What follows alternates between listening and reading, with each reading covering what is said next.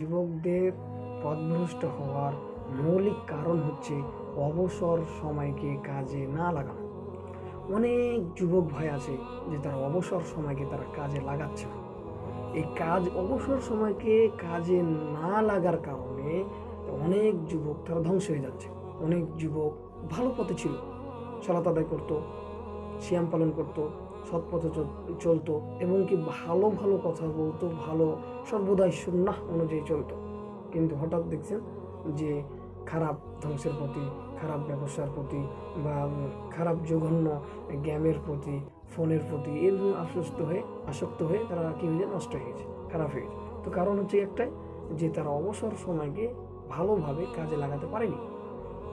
যখন একজন আদম সন্তান, যখন কোনো যুবক ভাই যে অবসর প্রাপ্ত হবে, যখন অবসর হবে কাজ থেকে, সে যখন অবসর সময় পার করবে, কাটাবে, তখন শয়তান সর্বদাই তার মাথার ভেতরে, সর্বদাই তার চিন্তাধারা শয়তানের থাকে যে কীভাবে এই যুবক ছেলেটাকে, এই যুবক ভাইটাকে কীভাবে সে কী করবে, পথভ্রষ্ট করবে। সর্বদাই সে চেষ্টা করবে কীভাবে সে পথভ্রষ্ট করবে, কীভাবে সে পথভ্রষ্ট করবে। তাই অবসর থাকাকালীন ওই যুবক সন্তান, ওই যুবক ভাই অবসর থাকাকালীন নানান চিন্তাভাবনা তার মাথার ভেতরে আসে। যখন সে অবসর থাকবে, অনেক খারাপ খারাপ চিন্তাভাবনা, অনেক খারাপ খারাপ পরিকল্পনা, তার চিন্তা, তার মাথার ভিতরে তার চিন্তাধারা আসে, অনেক খারাপ খারাপ প্ল্যান, খারাপ জঘন্য প্ল্যান, এগুলো সব, যেগুলো ইমান ধ্বংস হয়ে যাবে, ইমান শেষ হয়ে যাবে, বা নিজের চারিত্রিক গঠন, এগুলো সব কিছু শেষ হয়ে যাবে, এরকম চিন্তাধারা তার মাথার ভেতরে আসে। শয়তান কীভাবে আসে? এই শয়তান তার মাথার ভেতরে এগুলোকে চাপিয়ে দেয়। সম্মানিত উপস্থিতি, দেখেন রাসূলুল্লাহ সাল্লাল্লাহু আলাইহি সাল্লাম, আল্লাহ সুবহানাহু ওয়া তাআলা, তিনি রাসূল সাল্লাল্লাহু আলাইহি সাল্লামকে বলছেন, ফাইদা ফারাগতা ফানসাব, ফাইজা, যখনই তুমি অবসর প্রাপ্ত হবে। আল্লাহ সুবহানাহু ওয়া তাআলা মুহাম্মদ সাল্লাল্লাহু আলাইহি সাল্লামকে বলছেন, মুহাম্মদ ফাইদা ফারাগতা ফানসাব, যখনই তুমি অবসর প্রাপ্ত হবে, তখনই তুমি ইবাদতের কঠোর পরিশ্রমে লেগে পড়বে। যখনই অবসর প্রাপ্ত, তখনই তুমি কঠোর ইবাদতে পরিশ্রমে লেগে পড়বে। তাহলে শুধু 5 ওয়াক্ত সালাত কি ইবাদত?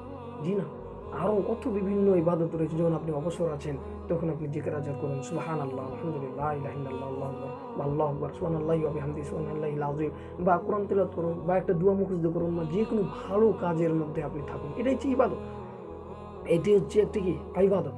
ভালো কিছু পড়ুন, ভালো কিছু জ্ঞান অর্জন করুন, ইসলামিক জ্ঞান অর্জন করুন, ইসলামের ইতিহাসগুলো ঘেটে দেখুন, ইসলামের ইতিহাসগুলো রিসার্চ করে দেখুন। এগুলো সব কিছু কি একটি ইবাদত। যখনই আপনি ভালো কিছুর মধ্যে থাকবেন, কোরআন হাদিসের মধ্যে থাকবেন, সব কিছুর মধ্যে থাকবেন, তখন আপনাকে শয়তান খুব দ্রুত অ্যাটাক করতে পারবে না।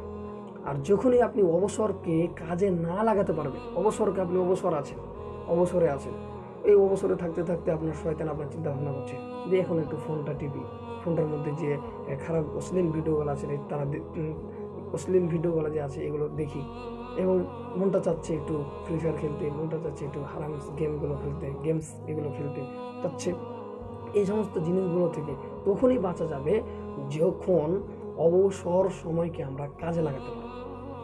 এই সমস্ত জিনিসগুলো থেকে তখনই বাঁচতে পারবে একটা যুবক ভাই, তখনই বাঁচতে পারবে যখন অবসর সময়কে সে কাজে লাগাতে পারবে। যে কোনো কাজ, হয়তো ইসলামী কোনো বিষয়ে রিসার্চ করতেছে, ইবাদত করছে, তাসবিহ তাহলিল করছে, ভালো কাজ করছে, এক কথা আল্লাহকে স্মরণ করছে, এক কথায় আল্লাহকে যে স্মরণ করছে, তখনই এই সমস্ত এই ভাইরাস থেকে বা এই সমস্ত জিনিসগুলো থেকে সে কী হবে, বেঁচে থাকতে পারবে।